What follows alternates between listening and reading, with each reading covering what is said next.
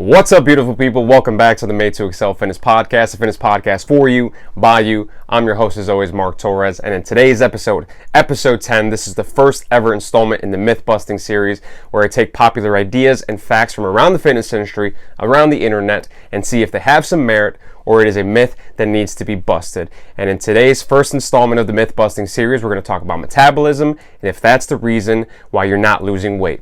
Let's talk about it.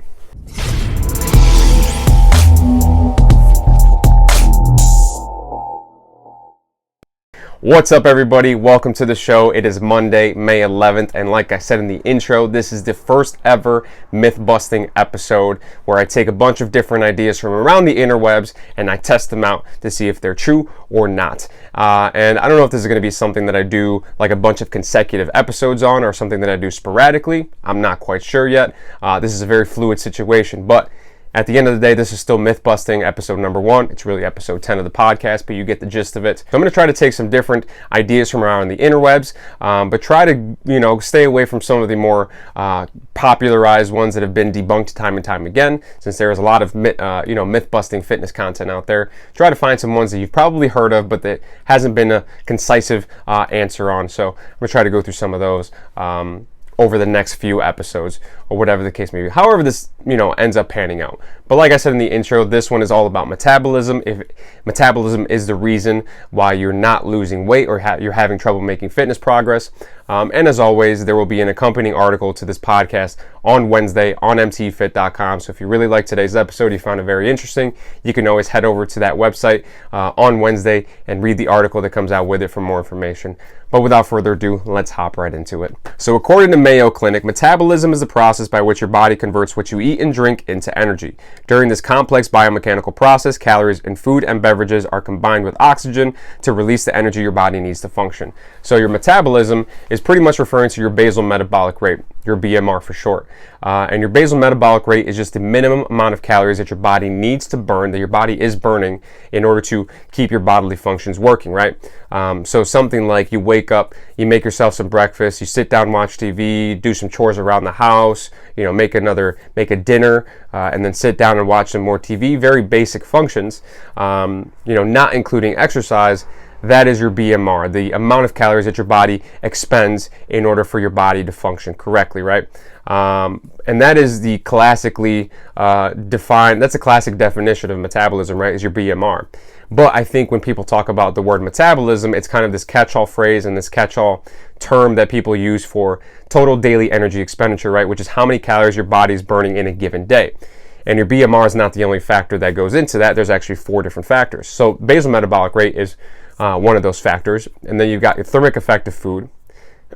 And then you've got the thermic effect of food, which is when you eat food, your body has to burn and use calories in order to digest that food that you have eaten, which is kind of where the notion of negative calorie foods came from, right? People used to say that celery is so low in calories that your body actually burns more calories breaking down the celery than the calories you consume by eating the celery, right? Which is has been kind of debunked at this point. That's completely false. There's no such thing as negative calorie foods, but that's where that notion came from. So the thermic effect of food is factor number 2 in your total daily energy expenditure. And the last 2 are calories that you burn through exercise, right? So there's EAT and NEAT. EAT, E-A-T, is exercise activity thermogenesis, and NEAT is N-E-A-T, non-exercise activity thermogenesis. So EAT, exercise activity thermogenesis, is calories that you burn through planned exercise, right? You go for a walk, you go for a run, you go for a hike, you go to play basketball with your friends, which I hope you're not doing because coronavirus. You go lift some weights. That's all planned exercise. The calories that you burn from that is considered EAT, and NEAT is non-exercise activity thermogenesis. So that's more like you're doing chores around the house. You're obviously burning calories while you're doing that. Your car broke down, but you need bread, so you walk to the grocery store to get bread. That is not technically planned exercise. So you're burning calories walking to the store, but that would be considered NEAT. But something like if you just go for a walk around the block and your buddy's outside in front of his house and he's playing spike ball and you end up playing spike ball with him, is that considered EAT or NEAT? I don't know. The distinction between the two is not exactly clear, but at the end of the day, that's still calories that you're burning through exercise and through activity. So you can kind of lump the two together, whether or not it's planned exercise or non-planned exercise, kind of doesn't matter. It's just calories that you burn through activity. So you've got your basal metabolic rate, you've got the thermic effect of food, you've got non-exercise activity thermogenesis and exercise activity thermogenesis, right? And those are the four components that make up all the calories that you burn in any given day. And obviously those things are very variable. So the one thing to consider when you're looking at is metabolism, the reason why you're not burning weight is that your metabolism fluctuates from day to day. It's an ebb and a flow, right? The amount of activity that you do in a given day will affect how many calories you burn in a given day, right? There's a bunch of different factors that go into this, right? So now knowing all this information, we've got to kind of determine is the changing of your metabolism on a day-to-day basis or from person to person to person enough to blame metabolism as the sole reason why you're not losing weight, right? And kind of the reason I want to do this is because there's a guy who I've been getting ads for all the time, and it's going even more and more now, and maybe you guys have gotten the ads as well, and he's the kind of guy, he's the guy that has said, hey, there's this one secret food that you can consume that you've never heard of that'll boost your metabolism, and you can take back your manlyhood and your masculinity and get the body that you've always wanted and desired, right? If you've seen that guy, he's kind of claiming that metabolism can be boosted to the point that you can allow yourself to start making progress, right? So we're going to start to look at that and see if that's actually true or not. So by doing that, we're going to look at the factors that affect metabolism. And by metabolism, I mean the total daily energy expenditure, right? Because metabolism is just your basal metabolic rate, but there's more factors that go into how many calories you burn in a given day. So let's go through some of those factors. Factor number one, and probably the biggest factor, is activity, right? So obviously you can have two people that are the same height and the same weight, but one person is very active around the house. They've always got some different chores that they're doing, always trying to fix up the house. They're going for walks all the time. And then another person, same exact height and weight, is a little more sedentary, right? They like to sit down and watch TV, play video games, whatever the case may be. They have the same exact statistics, same exact measurements, but obviously the person who's more active will burn more calories throughout the day. So that person can actually end up essentially eating more food, right? They're allowed more food in order to maintain the same weight as the person who is more sedentary. So in that scenario, yes, you are able to manipulate the amount of calories that you can consume by burning more calories throughout the day, right? But if you're a person who kind of puts the blame on metabolism and you haven't walked in 7 years, obviously there's a little bit of a gap in logic there, and you can't really, this is something that you kind of have control over, and you can't necessarily point to metabolism being the underlying factor here, but maybe a lack of activity, right? So when it comes to activity, it does affect your total daily energy output, your total daily energy expenditure, the amount of calories that you burn, but that is very much so in your control, right? But to that same extent, no matter how much energy you do, no matter how much activity you do, it's probably not enough to outdo a bad diet, right? Some people can point to Michael Phelps and say Michael Phelps was eating 8 to 10,000 calories per day when he was an Olympic athlete. But Michael Phelps is probably a genetic freak, and he was the best of the best of the best, the most decorated Olympic athlete of all time. And I think since he stopped swimming, he has said that his diet has normalized a lot. So unless you're doing Michael Phelps' level of activity, even if you're a more active person, you're probably not burning many more calories than the person who's more sedentary. So activity doesn't have too much of an effect. It can affect you, and it does have a little bit of a significant effect if done enough, but you've got to be like very, very, very much so active than the person next to you. Factor number two is muscle. So people claim that back in the day that muscle burns 50 calories per day versus fat, right? And since then, people have kind of started to back off that number. That's a really crazy big number, right? And people say it's more like muscle burns 6 calories versus fat burns 2 calories, right? So it's a difference of 4 calories. So let's say you got the same two people from the last example, same height, same weight, but one of the people has 10 pounds more muscle than the other, right? So that person is burning 40 more calories than the person with 10 pounds less muscle. So it is a factor, it is a change. There is more muscle, there's more calories being burned with the person with more muscle, but it's only 40 calories, right? It's not that big of a difference in the overall scheme of things when it comes to your calories and when it comes to your weight, right? 40 calories is not a big chunk of your overall daily calories, right? It's not a big number at all. Age, people say as you age, your metabolism decreases, which is absolutely true. Usually like the age of 30 is when it starts to really decrease. But logically speaking, it's not like the last day that you're 29 years old, your metabolism is rip-roaring ready to go, and then the day that you turn 30, it goes to shit. That's not necessarily how that works, right? It's a very gradual decrease. And there was an article that I read in preparation for this podcast that said by the age of 50, your metabolism could decrease by as much as 30%. You're like, that's 1/3 of my calories that I have to take out of my diet in order to maintain the same physique that I was prior to this, right? And that's a big amount. But what this article doesn't take into account is the fact that as you age, activity level goes down and muscle goes down as well, right? So the two things that can help you potentially with your metabolism, not by a whole lot, you're taking those out, right? So of course, as you age and your metabolism does slow down, if your activity goes down as well and your inability to retain muscle, you stop working out, goes down as well, of course, you're going to be at a decrease, you're going to be at a disadvantage over, somebody who's maybe a little up there in age, but they're active all the time and they're still lifting heavy and they're under a really good weightlifting program, right? So to blame that solely on metabolism, it's probably not that big of a number, once again, in order to justify that being the sole cause of your inability to make progress, right? So if you are a person who's like, man, when I was a young whippersnapper, I could eat whatever I want and I wouldn't gain weight. Probably true, but also as a young whippersnapper, you were probably running around playing all the time, doing a bunch of different activities, right? So those two things kind of go hand in hand. So you can't solely place the blame on metabolism in that situation, right? So age, metabolism does go down, but probably not to the factor that you thought it would be. Then you've got sex, not whether or not you're having it, but whether you're a male or a female, right? Just from an anatomy and physiology standpoint, men typically have more muscle than women, so they burn a little bit more calories. But once again, going back to the muscle factor, it's not that big of a difference. So men do burn more calories, but not by a lot. Then you got weight. People who are heavier burn more calories than people that are lighter. If you weigh 200 pounds, you obviously burn more calories than a person who weighs 150 pounds. But that's a big difference from person to person, right? It's like if you drive a big pickup truck, you obviously spend more in gas than somebody who drives a Honda Civic, right? But you would never compare those two things. But that is a factor that affects the ability to burn muscle, or to burn calories, I should say. So from person to person, two people that are 200 pounds would burn kind of similar amounts of calories. But if you're trying to compare yourself to a person that weighs 150 pounds and weighs 50 pounds less than you, that's not a fair example to make. It's not a fair comparison to make, I should say. Sleep, right?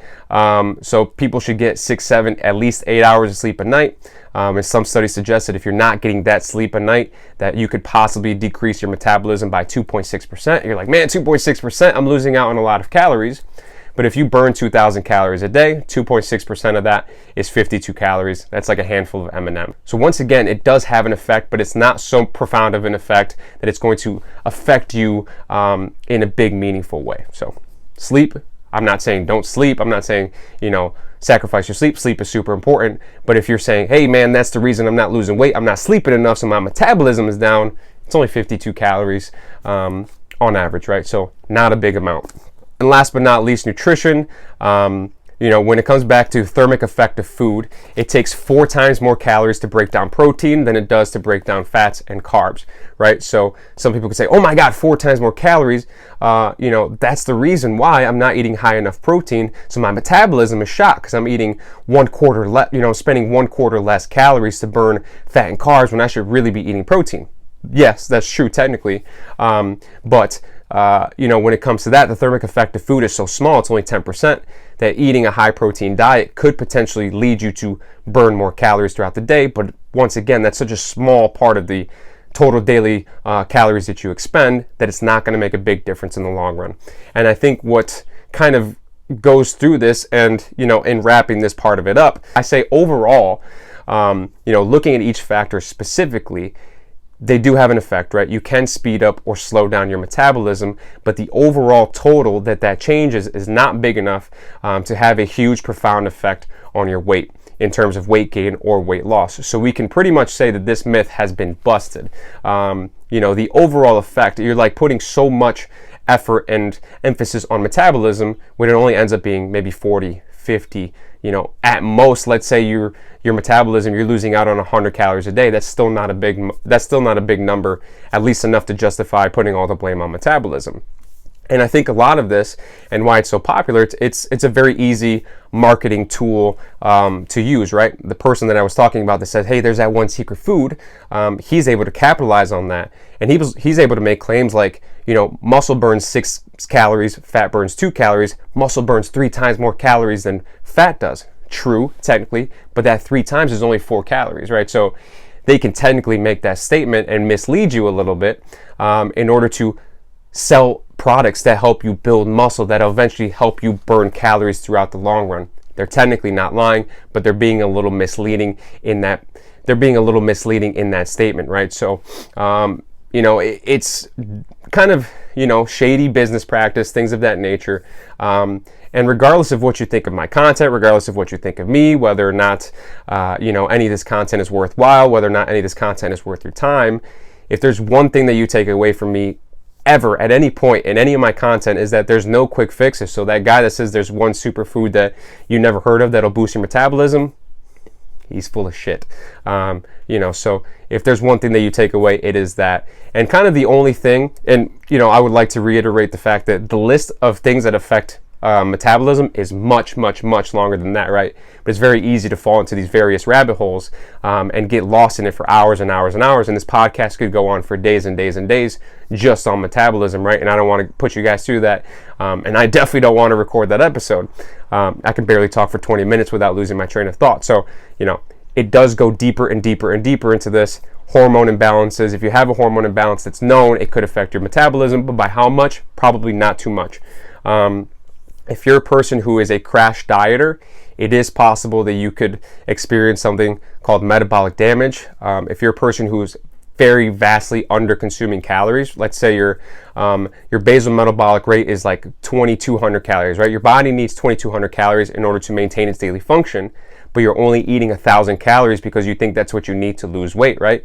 That picture of Adele just went viral, and she looks fantastic. She lost a bunch of weight, but if the news outlets are to be trusted, her trainer says that she only eats 1,000 calories a day. That's considered a crash diet, right? She's under consuming calories by a lot.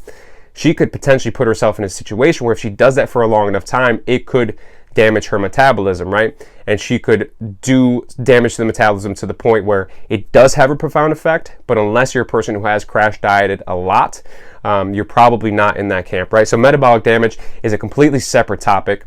But when it comes to metabolism in general, it probably doesn't have too much of an effect. So we can consider that a myth busted. But anyways, that wraps up this portion of the show. Hopefully you enjoyed myth busting number 1. More to come, obviously, but let's hop right into the Q&A section. One of my favorite sections of all time. I had a bunch of questions, so I won't get to all of them here. Let's see how many I get through.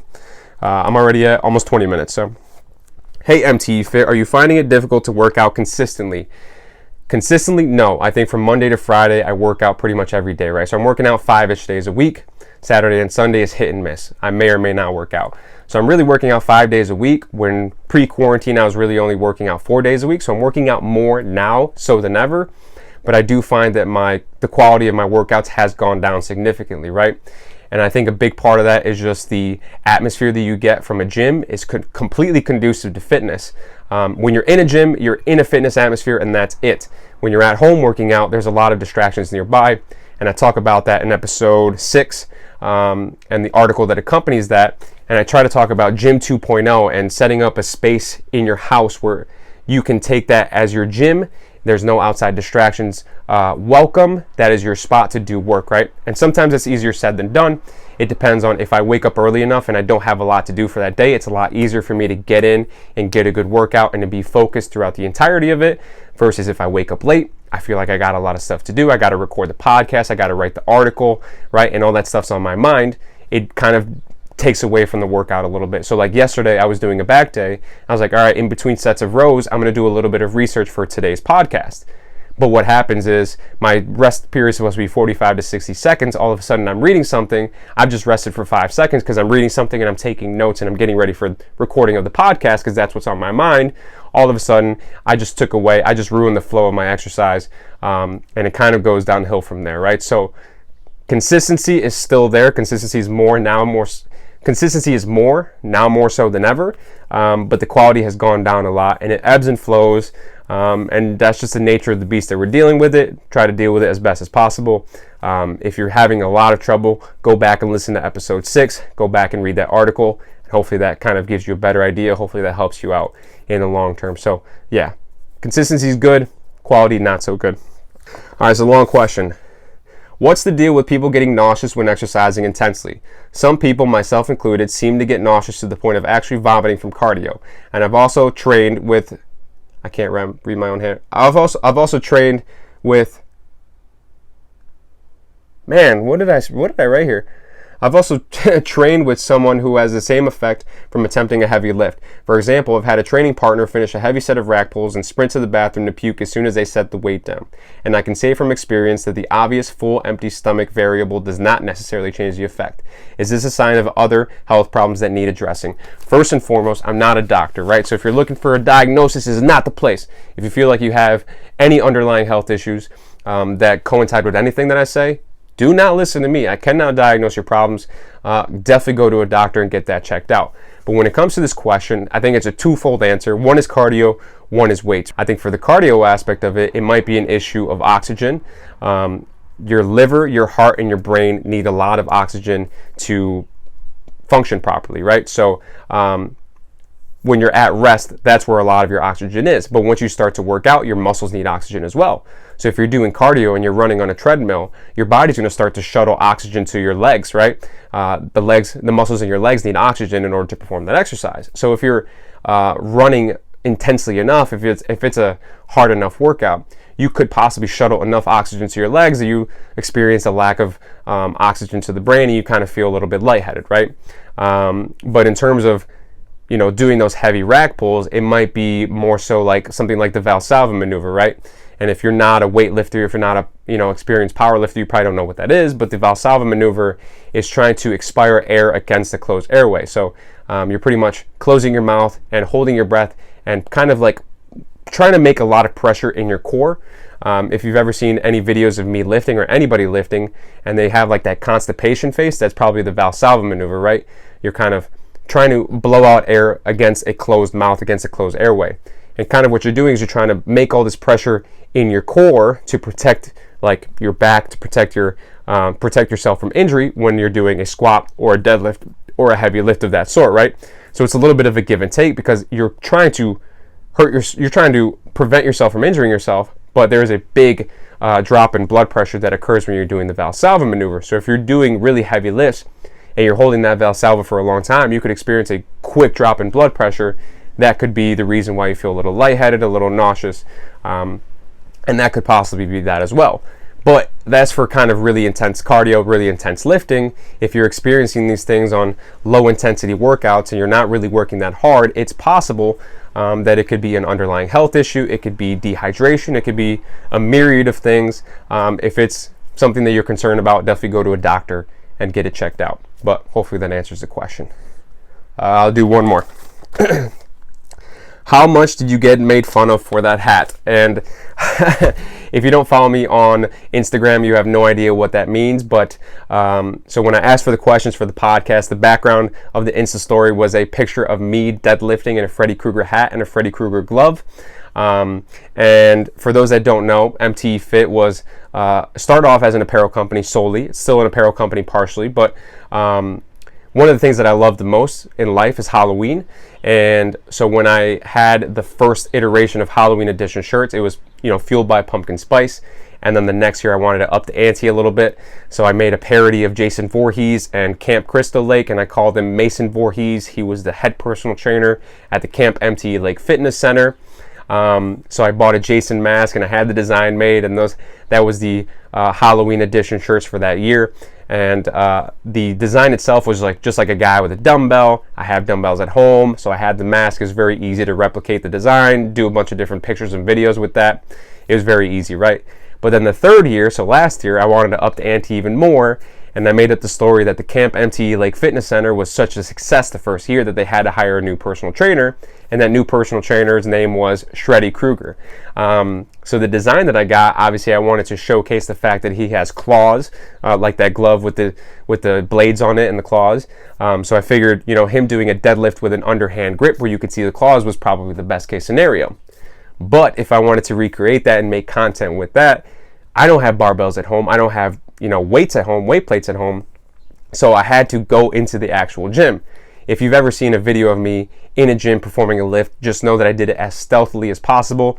I propped up my phone on a water bottle. I put my bag next to it, I put my jacket next to it. I don't want anybody to realize that I'm recording myself. Some people have no shame. I have all the shame in the world. So I try to do it as stealthily as possible, right? I don't want anybody to know that I'm filming because it's embarrassing for me. And I don't know if the gym has a policy against filming, right? The last thing I want is for somebody that's scared to go into a gym for fear of being judged end up in the back of one of my Instagram videos. Not that they would ever know, but you never know. So I try to be very conscious about it and try to be as low-key about it as possible.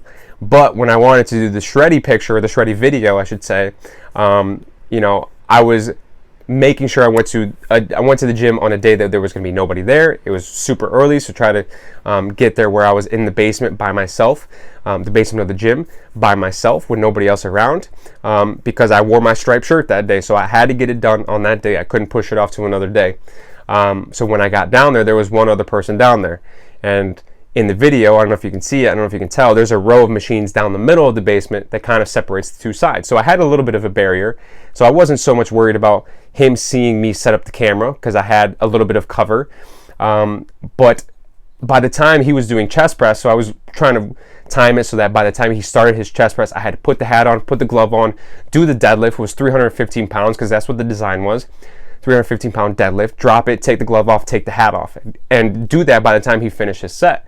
So I was always watching him in the mirror, and I had to do it 3 times because the first time he goes to do his set, and I put the hat on, and I look over, and he's like bailing. I don't know if the weight was too heavy or too light. So I threw the hat, and I threw the glove, and I should have just kept doing it because who cares what he thinks, but like it's like a Freddy Krueger hat. It's like a cowboy hat. Like there's no playing it off. Like I'm wearing a legit Halloween costume in the gym. So I was like, let me wait one more second. So the next time he did it, I put the hat on, put the glove on, did the deadlift, got it, took it off. I was good. But when I looked at the video, I was in the middle of the video, but the weights were cut off. And I was like, you know what? I'm not even going to do it again. I'm going to Photoshop the weight plates in after the fact. But I was like, my Photoshop skills are not that good. I'm going to lose my street cred if people don't think I can deadlift 315 pounds. So let me do it again. And then that third time, finally got it, put the hat on, did the thing, dropped it, took the hat off, and I was good to go. So I never actually ended up getting caught with the hat on. It was just that one guy down there. But I know for a fact that there's cameras down there. So there's film, there's footage of me doing that somehow. But the trials and tribulations of recording yourself in the gym, some people have no problem doing it. I'm not that guy. I do not like filming in public. So, that was an interesting time. Hopefully I never have to do that again. But that wraps up. We're almost at half an hour. Jesus. That wraps up today's episode. Hopefully you guys enjoyed it. Mythbusting episode 1. More to come in the future. If you enjoyed today's episode, subscribe to the show. Leave a rating. Leave a comment. Send me more questions. I really enjoy your questions. Be on the lookout for the article on Wednesday on mtefit.com. I'll see you guys soon. I'll talk to you guys in the next one. Peace. What's up, Mark? How you doing, man? Hunter Henry, LA Charger tight end. Big time shout out to your fitness podcast, the Made to Excel Fitness podcast. So super cool, man. Got a lot going on. Bolt ganger, don't bang.